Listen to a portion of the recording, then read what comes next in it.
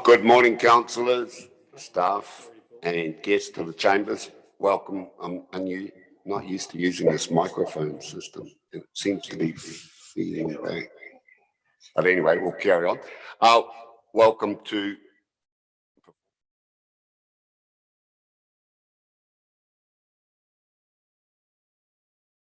none. No light. As usual, councillors, you're aware, I call for any declarations of conflict of interest or of any of the matters in today's agenda. Looking around, appears to be none. Thank you. And we have a call for public forum. Public forum. Moved Sol, second Murray Bench. Thank you. Put that all in favour. Those against, carried. Thank you. Kane Gibson, is it? Welcome, Kane. You can come around to the front, up the front. Pretty daunting. I'll turn my microphone off so you can turn yours on. Welcome, Kane.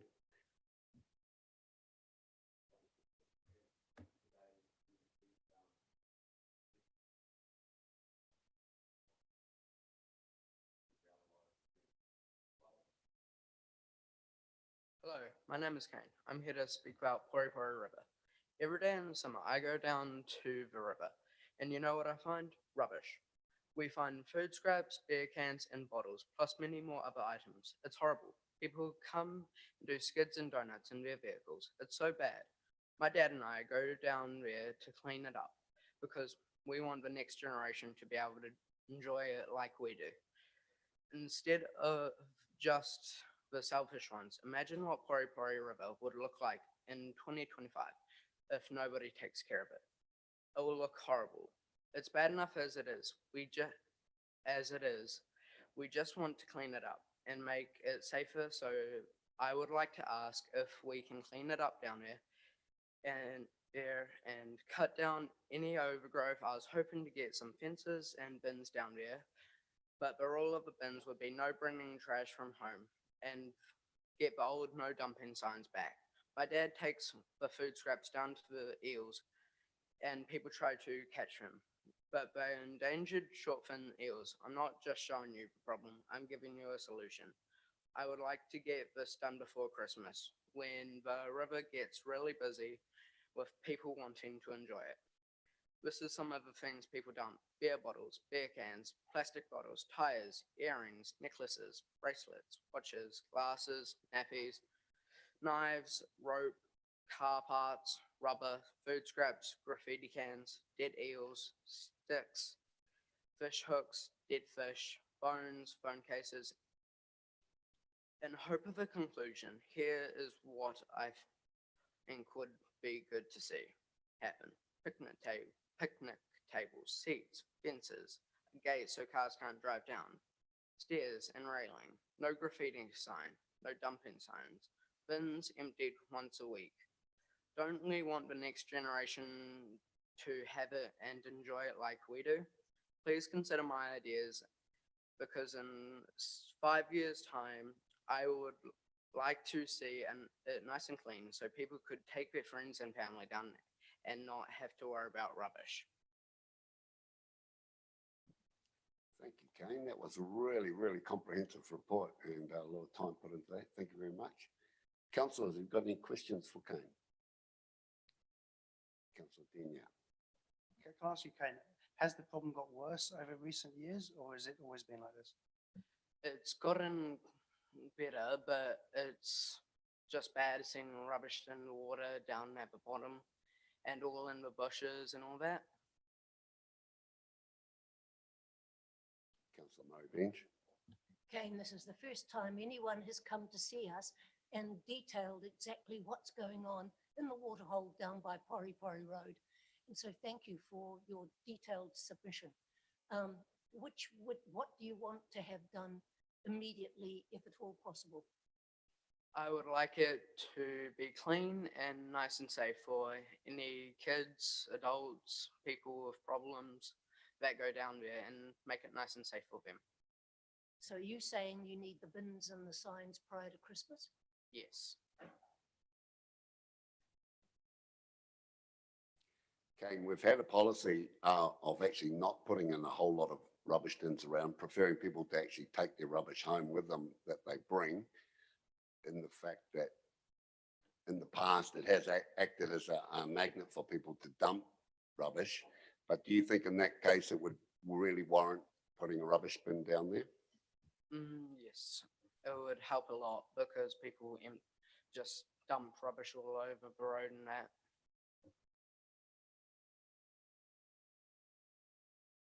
Okay, well, thank you, Kane, for that. We've taken note of that.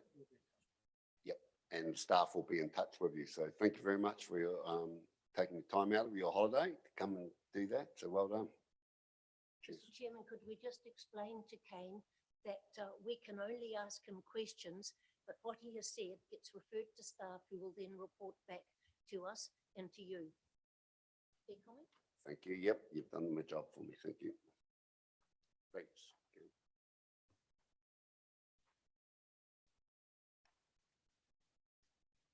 Right, I need a move in a second to move back into meeting. Scrimmager, Denia, put that all in favour. That's carried. Thank you. Kamaran, welcome to the desk. As you know, councillors, we've had some late reports added, just the timing issue for this meeting, which we'll rectify going forward. But Kumaran and David have subsequently added some information, which Kumaran will probably move to and speak to. Thank you, Chair Don. Good morning, members of the committee. So in the agenda, there's under my GM reports, there's supplementary reports added to the agenda. So I'll refer you to the supplementary reports to take you through Council's financial and non-financial performance highlights for the last quarter. So in terms of debt, Council's total external debt sits at 90 million as of the end of September, with the net debt balance sitting at 38.5 million at the end of the quarter. This represents a $35 million decrease from the balance at August, and that's mainly due to the rates installment coming in at the end of that was due in September. So Council has a positive cash balance of just over 50 million, and that's due to that rates cash inflow coming in at the end of the quarter, but also the timing of capital spend, which is yet to accelerate through the latter part of this year. Interest rate swaps. So interest rate swaps are sitting at 62%, which is unchanged from last month. That's well within Council's policy limit of 50 to 95%, with interest rate swap cover totaling 96.5 million at the end of the quarter. In terms of operating income was sitting at 29.8 million at the end of the quarter, just $1.4 million lower than year-to-date budget at the time. And that's mainly due to timing of receipt of subsidies from Waka Kotahi, which is anticipated to be receipted later in the year. Operating expenditure is sitting at $2.8 million lower than year-to-date budget at 23.6 million. And that's mainly due to lower than year-to-date budget spends in the additional levels of service projects and personnel costs, but offset by higher than year-to-date budget interest expense. Capital expenditure sitting at just under $1 million higher than year-to-date budget at 6.21 million. And the main activity that's spending more than year-to-date budget at this point in time is the transportation activity. In terms of the ward and development trend statistics, the total number of residential and rural dwelling consents issued at the end of the quarter totaled 117 compared to 116 last year for the same quarter. And there were 98 new lots created at the end of the quarter compared to 32 last year for the same period. In terms of statistical areas that have either met or exceeded their full year forecast, that's essentially Waihi Beach and Kadikadi, essentially either meeting or exceeding their full year budget at the end of the quarter. Full year forecast, sorry, at the end of the quarter. So moving on to the quarterly scorecard update, there's been a change in the reporting format for the scorecard to give elected members a more comprehensive overview of council's performance. And the format change essentially is comprised of three areas: strategic areas of focus, long-term plan activity updates, and internal services. So in summary, the report is essentially saying 72% of the total work program is on target, with 22% either partially met or not commenced at the end of the quarter, with only 5% of the projects with the status of not met at this point in time. In terms of budget projections for some projects, 5 projects were identified at this point in time to be over budget by the end of the year, 2.36 million, and 3 under budget at 1.5 million. So that's a summary of council's financial and non-financial performance for the quarter. Questions, councillors? Councillor Denia? Yeah, thank you for that. First, I'd like to say I like the format change for the scorecard. Would be nice to have a little bit more time to read it before the meeting, but I guess that'll be rectified next time. My question is, or a couple of questions actually, on the capital expenditure, which is higher than budgeted. Was that because of more work having been done, or cost increases from the budgeted work? That's the first one.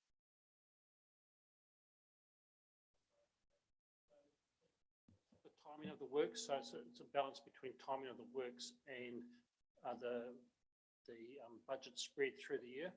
So as you'll see, we only project about 10% for the first quarter of the total capex. We're just a little bit ahead of that. The more ahead of our budget spread we can get, the better. Right, thank you. And the other question I had was, in the Treasury report, you mentioned there was one breach of policy in the last month. Can you explain that one, please?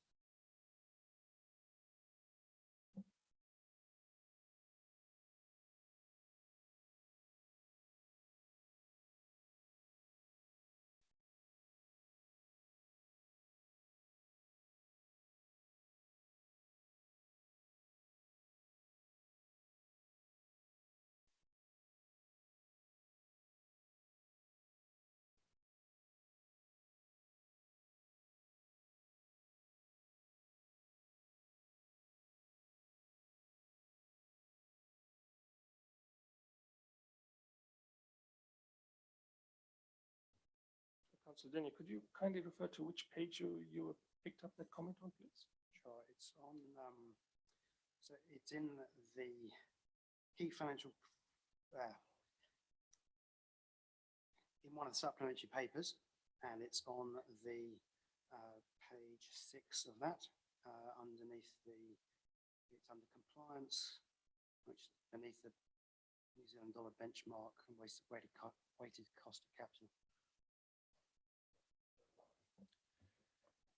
Within Council's Treasury policy, we benchmark, we have an implied benchmark for what we expect as an investment return. So we benchmark ourselves against various government 90-day, 180-day investment rates.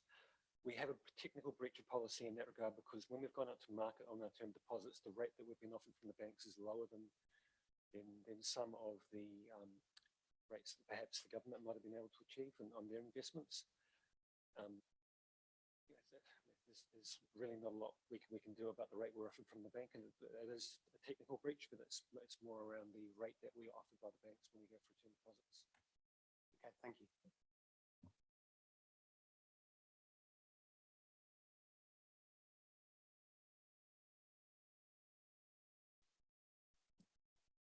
You're going to carry on then, Kimon?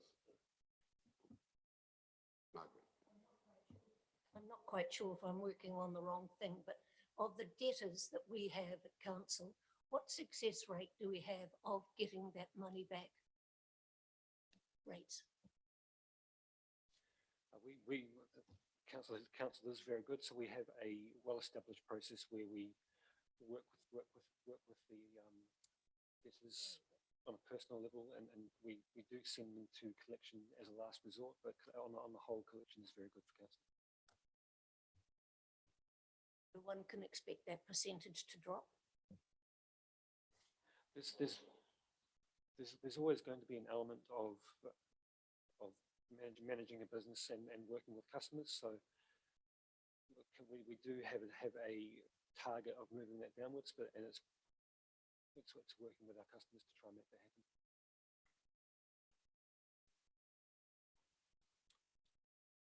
Just going back to Councillor Denya's comment on the quarterly scorecard report, if there's any further feedback councillors have in terms of the reporting changes that would better refine the report for your information needs, we quite welcome that feedback. So happy for that to be sent through to us if there's any further feedback in regards to that.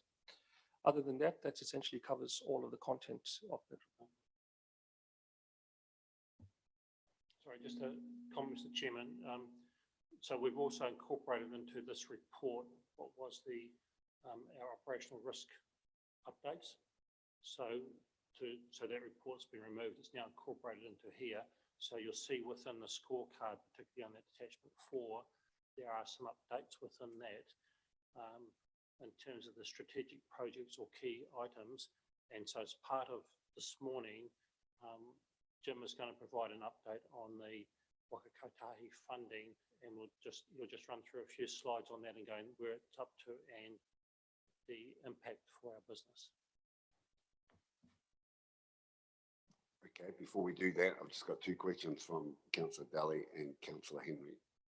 Right. Look, I hope I haven't missed something inadvertently, but with regard to the last paragraph in your main report, 5 projects would be over budget and 3 under budget. What are the main reasons for going over budget on these projects? Because if we didn't have the under budget, it would look a bit dire.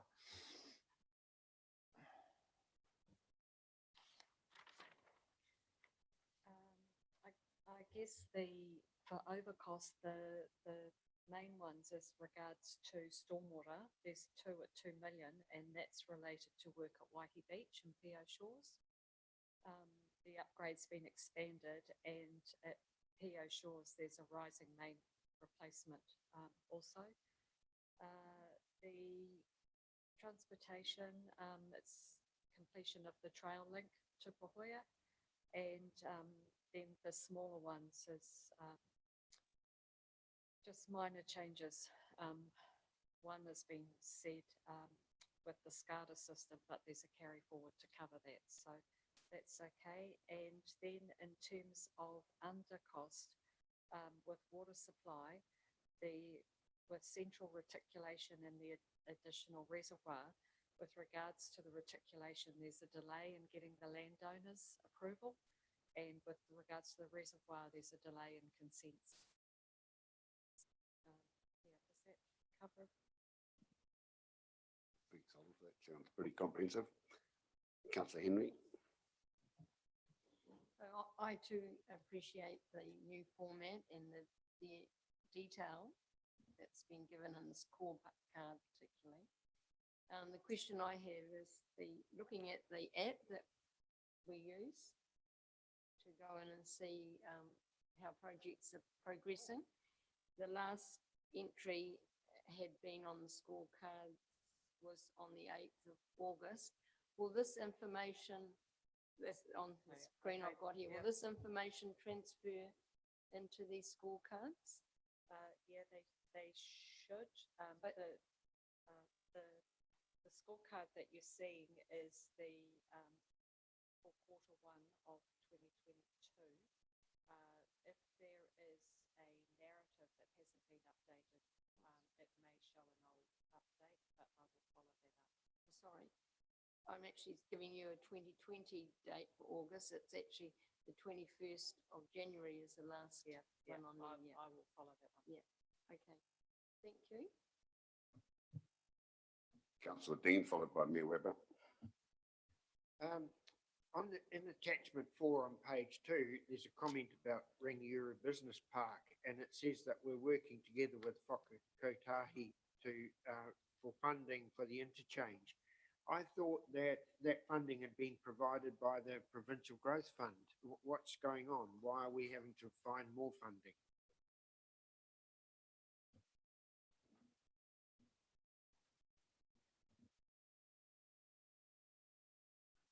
So in terms of the Waka Kotahi funding, in terms of the interchange is about 36 million.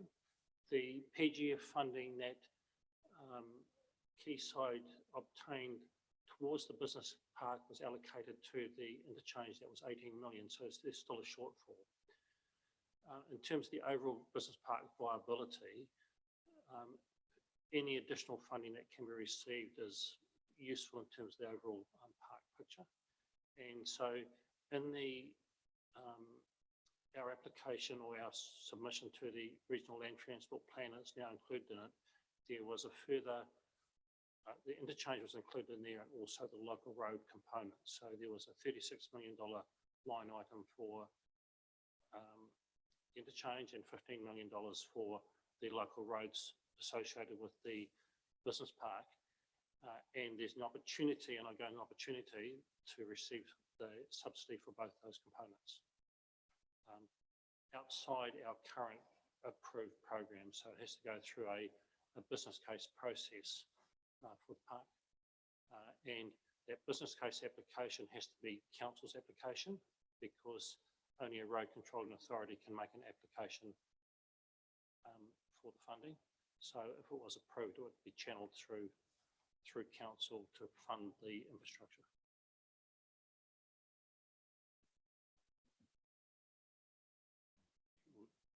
Two points. So remember, the financial contribution for Rangiuru ensure that recovery comes through. It's just which part of the pipe it comes through. But my main comment was around the reporting, and I think it's a step forward. But I think we also need to, while we're all together, the two questions that came from Councillor Downey and Councillor Henry, if we had the detail of the information pack, and also made sure that the reporting, that the software was real time, that would round the whole lot out and would be a substantial improvement. And so the first step, we give you, we don't give 10 out of 10 on principle, but no, it's stepping in the right direction. But I think the information fact for the detail, and then the real time in the report would be really helpful. But well done on so far.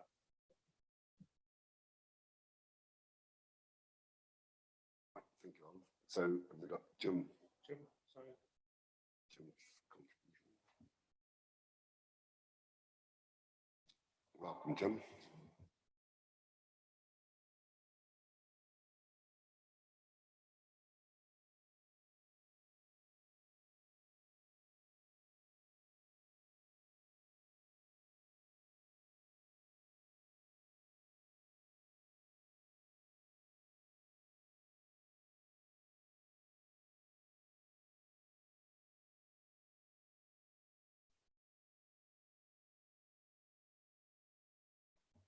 Good morning, councillors.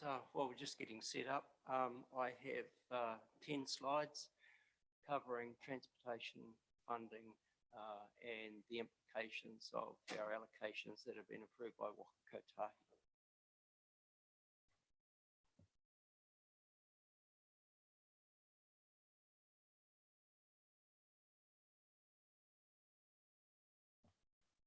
Right. So Waka Kotahi require our funding to be applied to through business classes, activity classes. So in our case, we've got the maintenance and operations, we've got our asset renewals, the low cost, low risk capital improvements, which are for projects now less than $2 million. They used to be $1 million, and a number of years ago, they used to be 300,000. So over time, the value's gone up without having to do business case work. And then the larger capital requires further work in terms of business case justification that goes with our applications.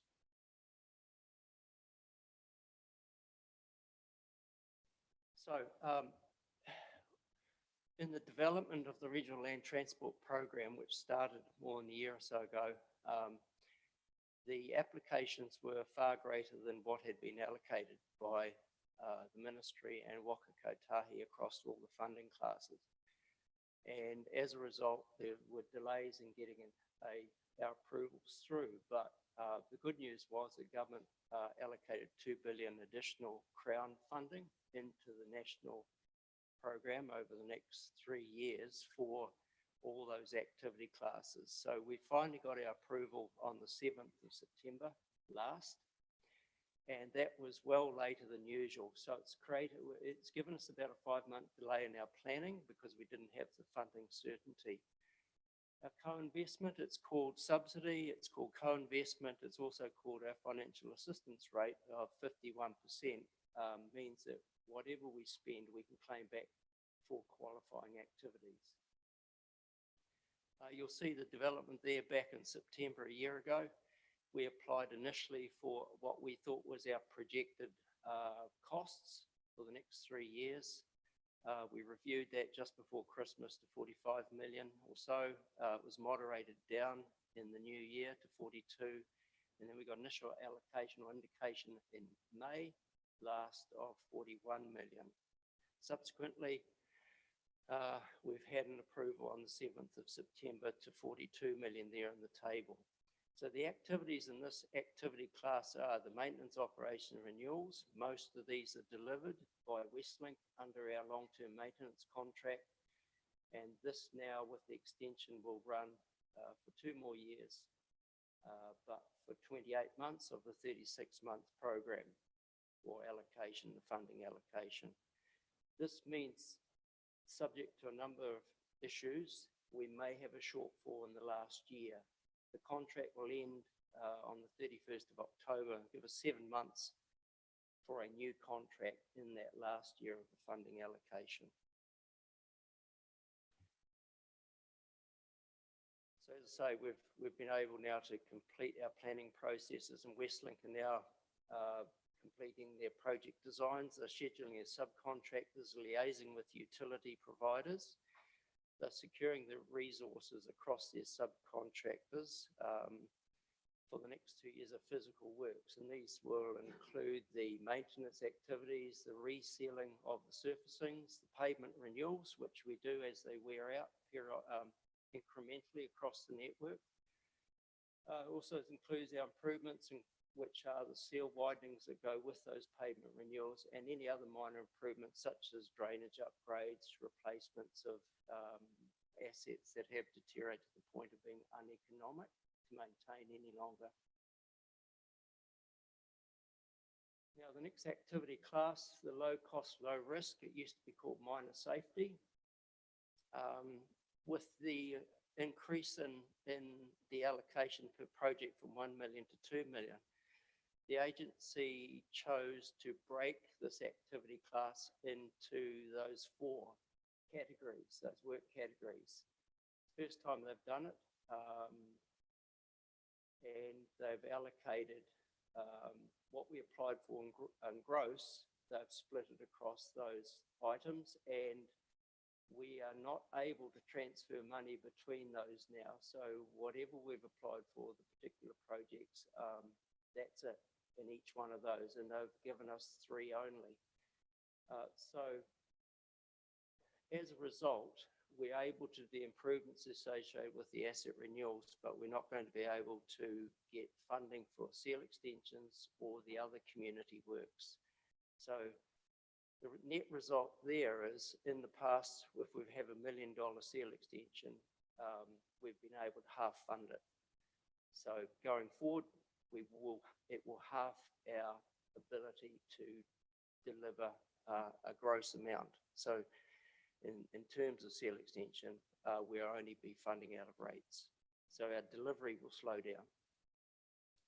So our combined approval is 14.22 million over the 3-year period, and it's a little bit more than what we had in the last 3 years, which was 14 million. Just some text there that we've received from Waka Kotahi. I won't go through it, but you can see the split there between the activity classes: local road improvements, public transport infrastructure, and road to zero. The majority of our work is in that local road improvement space, where we're doing the improvements associated with the pavement renewals.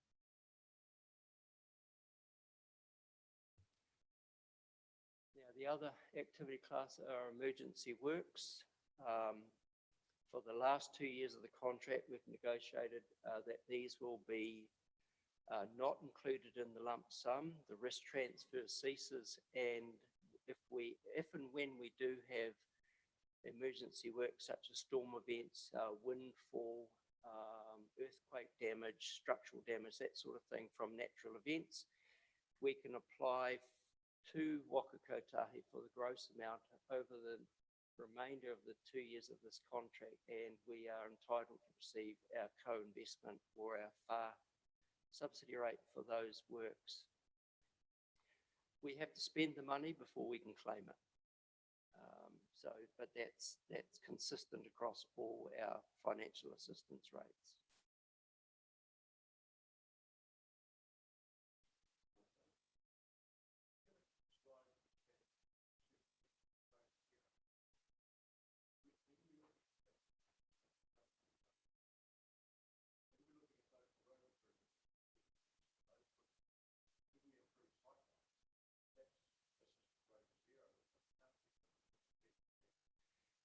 We've tried, and we'll keep trying.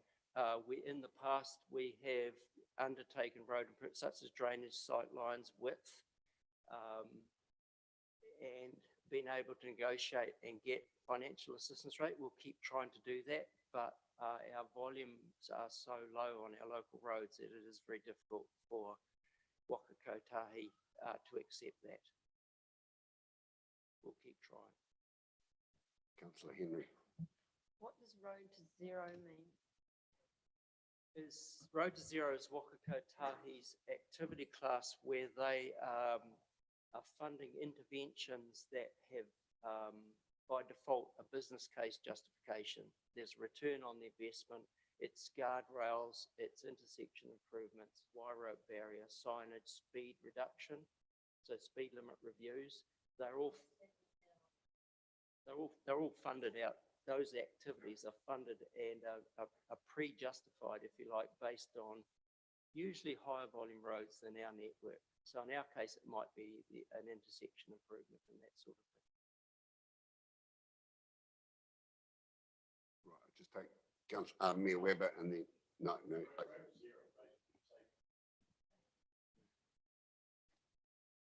Councillor Daly and then James. Jim, I'm not sure if this is a dumb question or not, but Waka Kotahi, were they're fully aware of what we're using the minor improvement budgets for in regard to seal extensions? I mean, have they made a conscious decision to reduce funding to seal extensions? Yes, nationally they have, but we also supply a schedule of projects that we would like to undertake, and in our case it was well over 25 million. So it's transparent application. They can see the types of projects we're asking for, and they've got all that information, but they also have all councils' requests all around the country, and they only had a pot that was so big.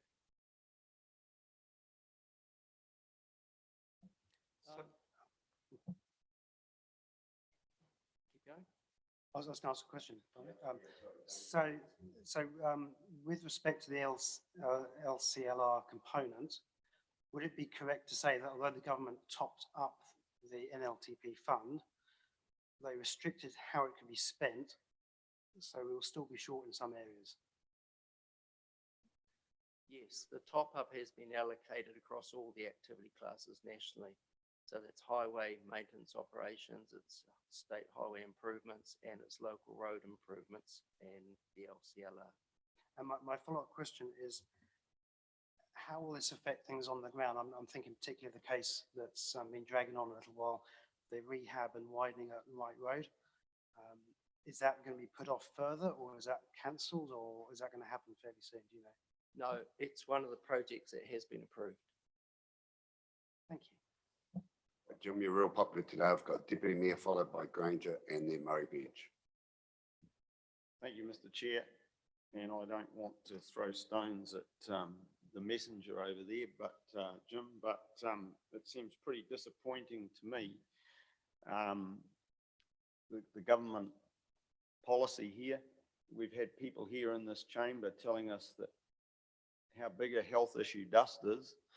I'd suggest for a small number of people, it's a much bigger issue than water quality, at which we see government throwing a vast fortune, and they're not prepared to spend a few $1 million addressing the issues for quite a number of people. And so I just want to express my disappointment about that.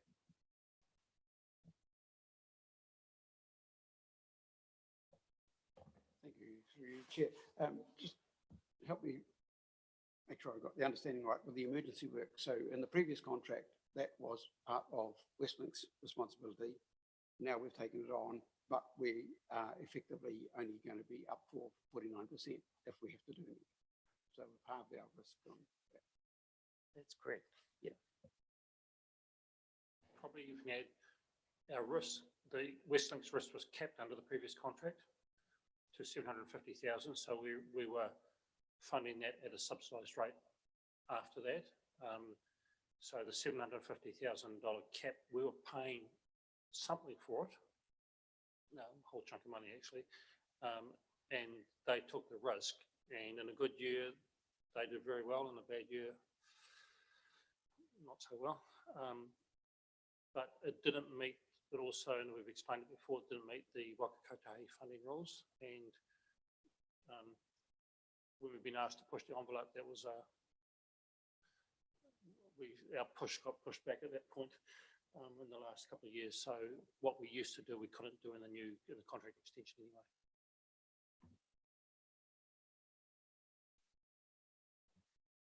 I note that we're spending 42 million and we've been cut down by the government, but it's tough living in the provinces in a growth area when we have to compete with Auckland all the time.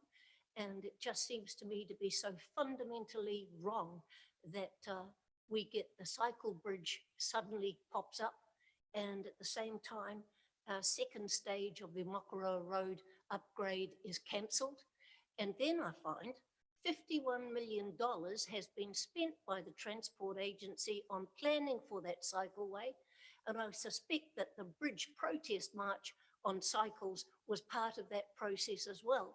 I'm not quite sure, you're not recommending that we protest, Jim, but it just seems to be most unfair that we are the ones that take the knocks all the time with a government that seems to focus on Auckland and not anywhere else, especially at this time when we're in such a growth environment.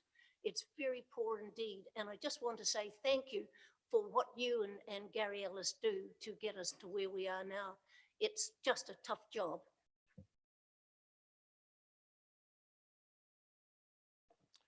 Yes, Mr. Chair, I just wanted to check on one thing, and I noticed that in the low cost, low risk areas, there's those 4, and as you said, we got allocations to 3, and so the one that's missing is walking and cycling. Does that mean there's 0 input at all? It means we haven't got projects in that category, but we do have a number of business case works going on currently for walking and cycling projects, the bigger projects that potentially may cost more than that threshold anyway. Probably the 2 examples of that. One is number 1 road, Te Puke to Rangiora Business Park. So business case for that in terms of that connectivity, because that ties in with growth, employment, etc.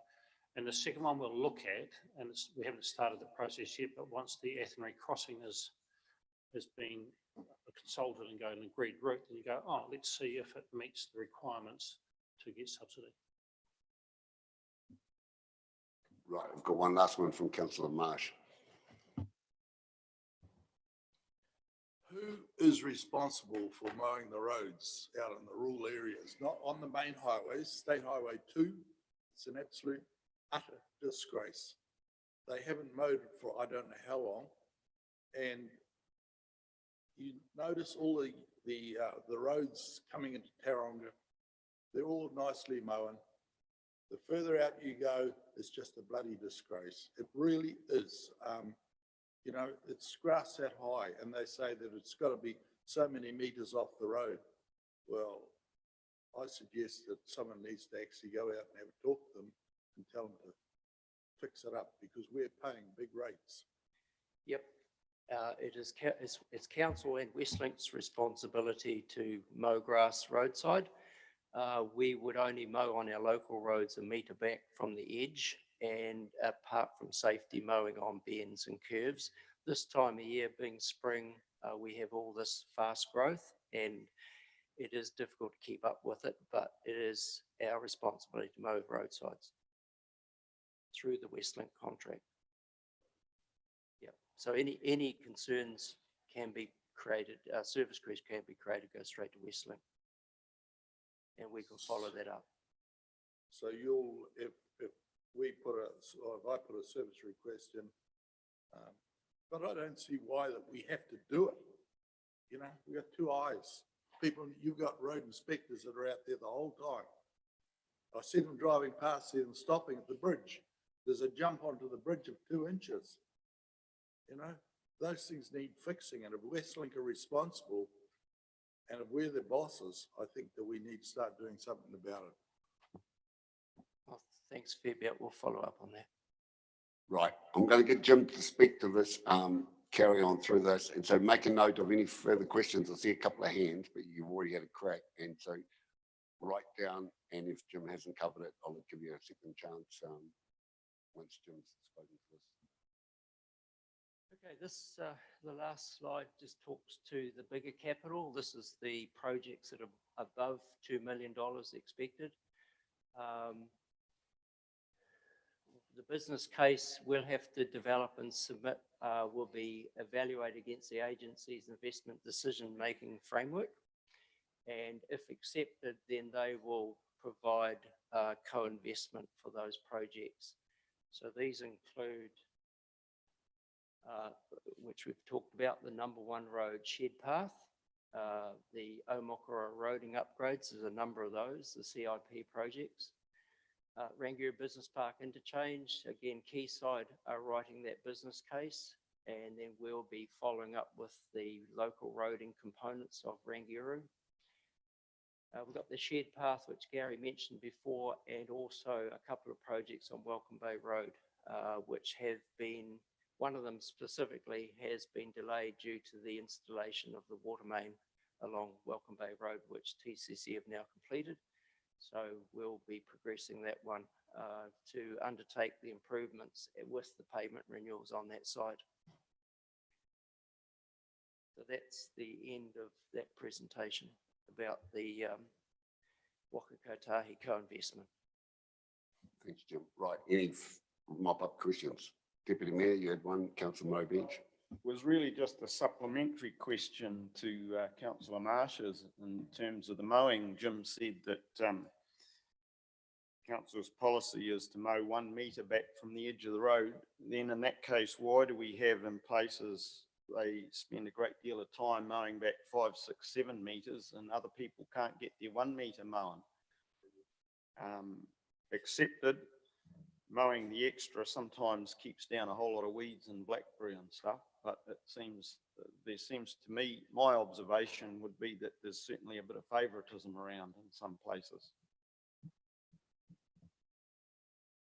I can't answer that specific question other than I don't believe there's any favouritism. We do have levels of service. I know the highway mow a wider path due to weed control, and under the performance-based contract, it may be more economic for certain areas to be mowed wider than going back and applying herbicide and other treatments for sightlines, that sort of thing. But under our levels of service, we have an expectation around grass height, and the lower volume roads get less effort than the higher volume roads, such as the state highway.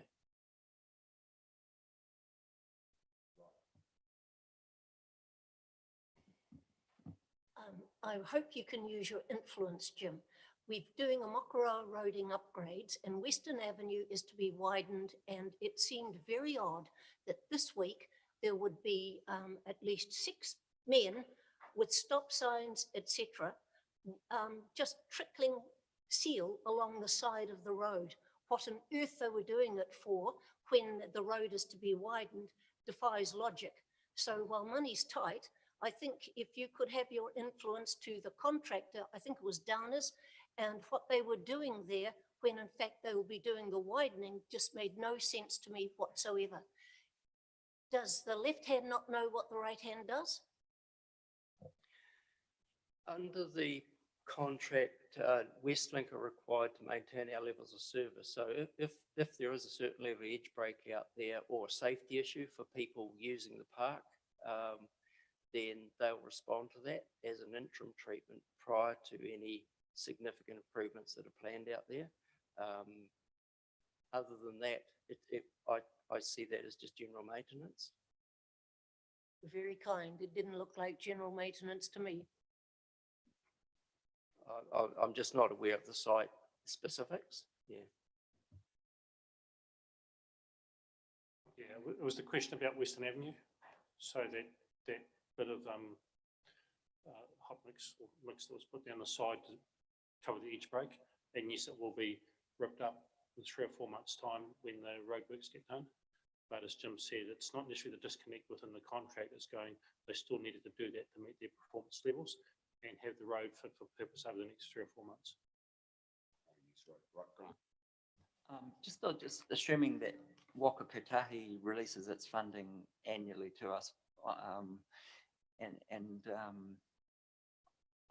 if some of these projects that other councils, including our own, can't deliver their projects within the long-term plan period, then I guess they would have to notify Waka Kotahi that they can't deliver the project, so don't give us the money, or Waka Kotahi will refuse the money based on a report from the council saying where they're at with their project. So I guess that releases up funding in the later years of the project, and with regard to the possible shortfall in the 23-24 year, I guess that is where that possibility arises for us to maybe unlock further funding if that occurs.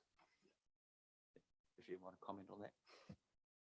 Yes, over time, for various reasons, projects are delayed, and over the length, the allocation is a 3-year allocation. It's not a 1-year allocation, but over the end of through that period, we will monitor, and Waka Kotahi will also monitor all the 67 or so local authorities' expenditures, including their own, and we'll look at the budget versus the allocation, the spend, and we will also do the same and stay close to that to see if there's any surplus in the National Land Transport Fund that we could then apply for.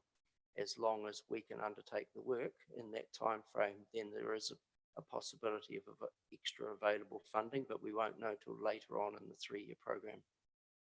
So if we've got something ready to go that hasn't been approved, then there's a possibility they might approve it later on. Yes, there's a possibility, but it's definitely not a certainty.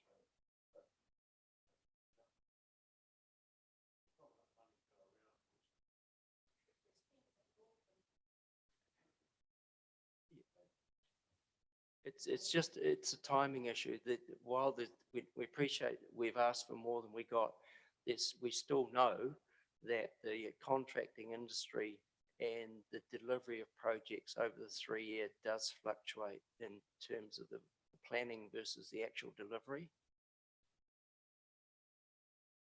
Murray, are you moving the receipt of the group manager's report? I have a question on the last page.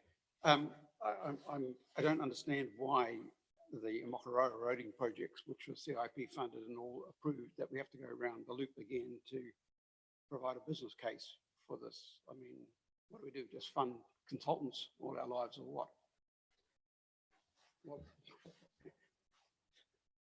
What's the point? The point here is if we can justify obtaining co-investment funding for some of the works, it will reduce council's costs share. So while we've got CIP funding, we've also got structure plan and council funding for those roading projects. So if we can reduce our share using some National Land Transport Fund for specific components of those projects, and it reduces the council's overall cost. But wasn't there already a business case to get the CIP funding? The CIP funding didn't go to Waka Kotahi, went to CIP organisation. But we can use the same rationale. But it's not treated as government or national land transport funding when you look at the overall cost share. So CIP funding and developer contributions and council funding all add together to add up to our 49% if we can get the 51%. So it's of benefit. So of Makaurau Road Stage 1, we've got 3 odd million of Waka Kotahi funding for that project. So we're just going, well, the same should apply for our Makaurau Road Stage 2. Right, councillors, I have 4 lots of reports to move, excuse me, receive prior to welcoming back Kelvin and Coralie, so they can start warming up over there. And probably David's going to jump up, but whether he gets a question or not, we'll wait and see. So I have a mover and a seconder for Councillor Sol, seconded. Thank you, Mayor. Councillor Sol for the Group Manager Finance and Technology Service Report, including Tim's work there. Put that all in favour. Those against it carried. Thank you. Schedule of payments, page 9, straightforward. Just a procedural matter. Councillor Granger, Councillor Dean, I'll put that all in favour. Those against carried. Right, David, if you're going to jump up, or we're going to move this before. This is just the civic financial services in the agenda there. It's pretty much a procedural thing. It's been done for years and years, but if anyone has any questions, no. Point of order, you missed one on page 7. I just did that, didn't I? Schedule of payments. What am I looking at here? Oh, okay, sorry. Yep, you're right. To move with Councillor Granger. Seems to be no questions for you, David. I'll put that all in favour. Thank you for pointing that out, then. And now Civic Financial Services half-year report, 30th of June 2021. Nothing to report. I'll look the other way. Councillor Pena. Happy to move that one. Councillor Scrimmager. I'll put that all in favour. Those against carried. Thank you. Right, we've got one further item on the open agenda, and welcome back to Kelvin. Where'd Kelvin go? Oh, there he is. Didn't come around. Welcome, Kelvin. Great to see you back. Coralie, good to see you.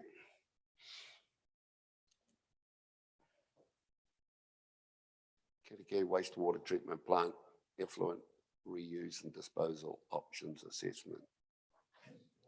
Lots of black ink. Yeah, welcome. Months away. I noticed the scenery's changed though.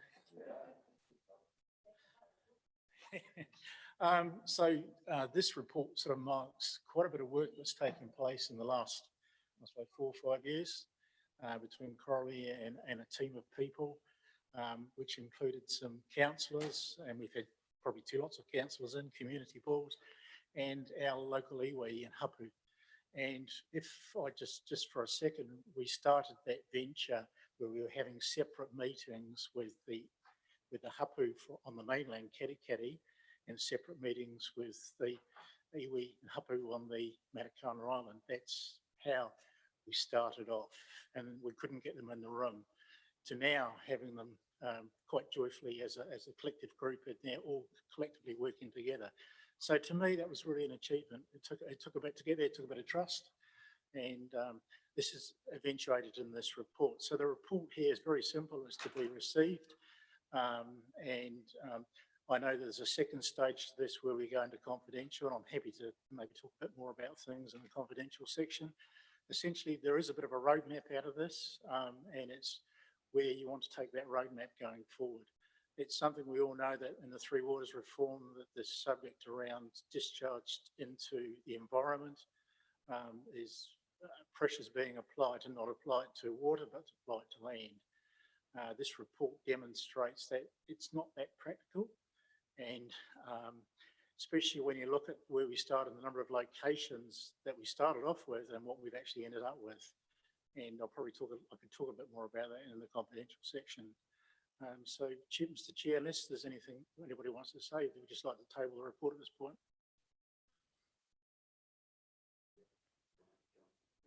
Question?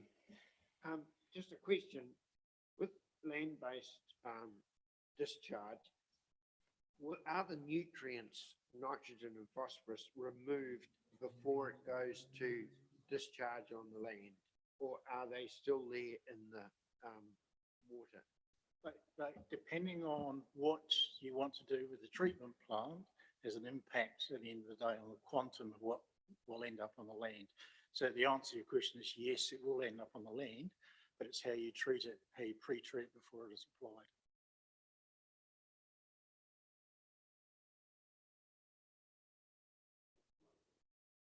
I found the report really fascinating to read, and obviously it's extremely complex. Are you whittling it down to two? But just before I ask that question, could I just say,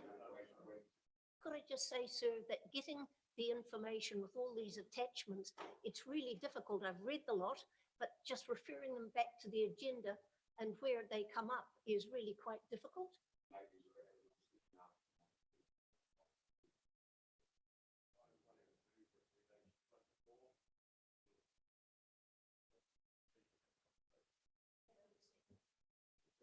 Councillor Murray Bean, so we've got Mayor Webber for the adoption, receiving the report. Second, Councillor Murray Bean, I'll put that all in favour. Those against, carried. Thank you, staff. Thank you for your input this morning. We'll adjourn now for morning tea, and then we will reconvene in a confidential portion of the meeting to deal with a few items in confidence. Thank you.